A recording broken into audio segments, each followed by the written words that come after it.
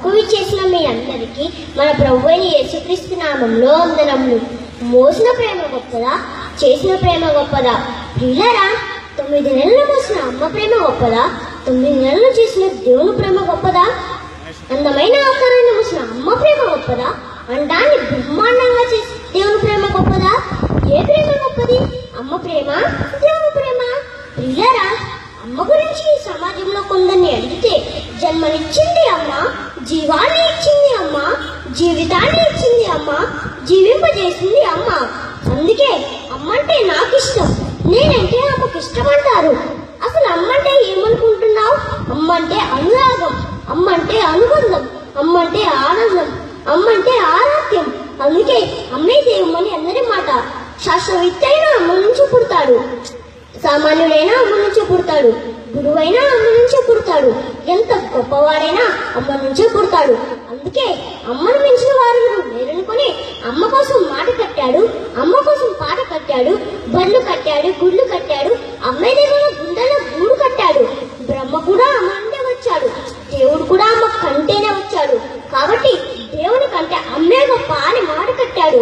పెదవే పలికిన మాటల్లోని తీయని మాటే అమ్మ అని పాట కట్టాడు. అమ్మను మించిన దైవం లేదనుకుని అమ్మను మించి దైవం ఉన్నదా అని పాట రాశాడు. ఒక్క దేవుడే కాదు, 100 దేవుళ్ళు కూడా అమ్మకి సరిపోరని 100 దేవులే కలిసి వచ్చిన అమ్మానిలాగా చూడలేదమ్మా అని మరొక పాట రాశాడు. ప్రియులారా, పెదవే పలికిన మాటల్లోని తీయని మాటే అమ్మంట. అమ్మను మించిన దైవం లేదంట, 100 దేవుళ్ళు కూడా అమ్మకి సాటి రారంట. చూసారా అమ్మ గురించి ఎలా రాశారో? మరి దేవుని గురించి ఏం రాశామని అడిగితే, దేవుడా, అసలు దేవుడు ఉన్నాడా అని, ఉన్నావా, అసలు ఉన్నావా, ఉంటే కళ్ళు మూసుకున్నావా అని పాట రాశాడండి. ప్రేమే దేవుని వాళ్ళారా, అమ్మను చేసిన దేవుని మర్చిపోతుంది ఈ సమాజం, అమ్మనే దైవంగా కొలుస్తుంది ఈ లోకం. అందుకేనండి కుటుంబంలో అల్లకల్లోలం.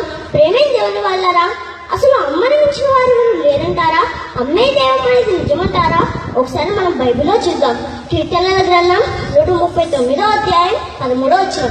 కీర్తనల గ్రంథం 139వ అధ్యాయం 13వ వచనం.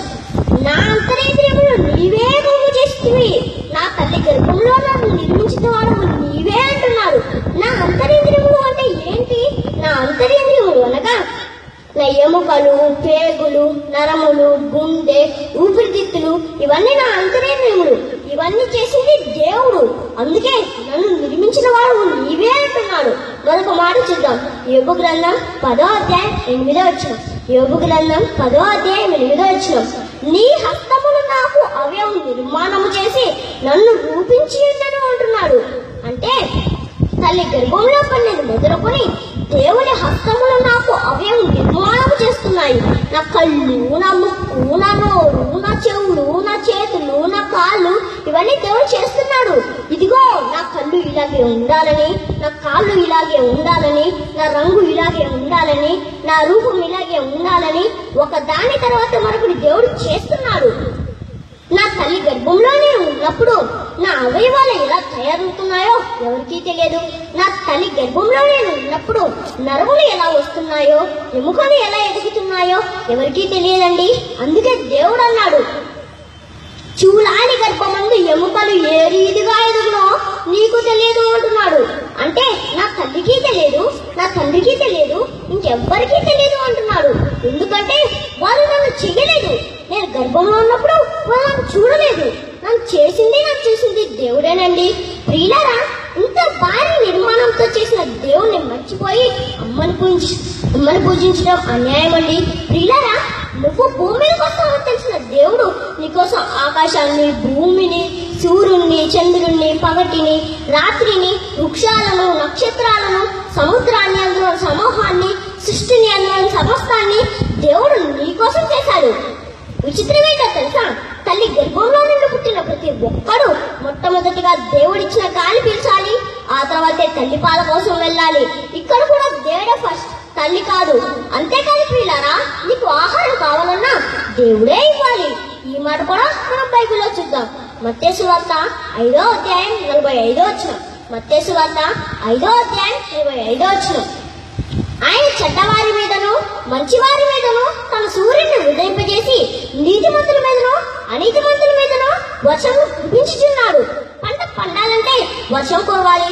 నీకు ఆహారం కావాలంటే సూర్యుడు ఉదయించాలి. అలా సూర్యుని ఉదయింపజేసి దేవుడు నీకు ఆహారం ఇస్తున్నాడు.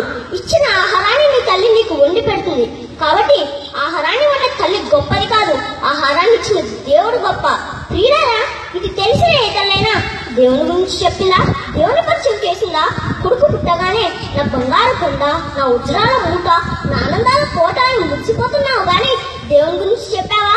నాయనా, నేను దేవుని కాదు, నిన్ను నన్ను చేసిన వేరే ఉన్నాడు, ఆయనే మనల్ని కన్నాడు, ఆయన కోసం మనం బ్రతకాలి అని ఏ తల్లైనా చెప్పిందా?